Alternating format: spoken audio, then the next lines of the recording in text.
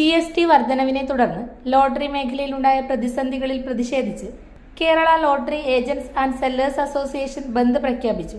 പുതുക്കിയ നിരക്കിലുള്ള ലോട്ടറിയുടെ നറുക്കെടുപ്പ് ആരംഭിക്കുന്നത് വെള്ളിയാഴ്ചയാണ്.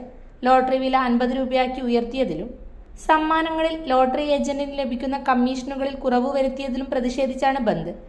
ബന്ദ് പ്രാവർത്തികമാകുകയാണെങ്കിൽ ലോട്ടറി വിറ്റ് ജീവിക്കുന്നവരെയും ഓണം ബമ്പർ ടിക്കറ്റ് എടുക്കുന്നവരെയും സാരമായി ബാധിക്കും.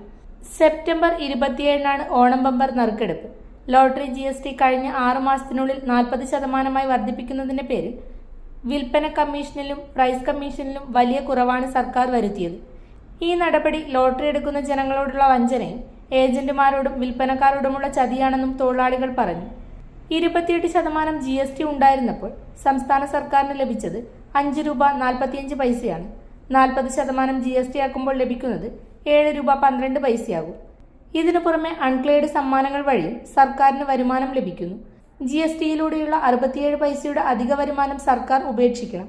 കേന്ദ്രവിഹിതം ലോട്ടറി മേഖലയിലുള്ളവർക്ക് മേൽ വയ്ക്കാതെ അതും സംസ്ഥാന സർക്കാർ വഹിക്കണമെന്നും അസോസിയേഷൻ ആവശ്യപ്പെട്ടു.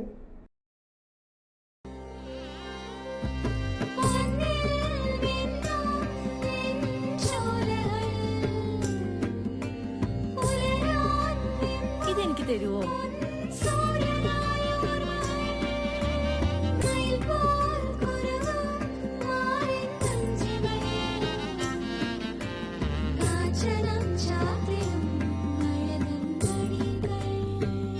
ചില ബന്ധങ്ങൾ പവിത്രമാണ്. കണ്ണും നിറയും മനസ്സും നിറയും. സ്വന്തം ജോസ്കോ ജ്വല്ലേഴ്സ്. ഇനി സംശുദ്ധമായ സ്വർണം ചെറുപുഴയിൽ.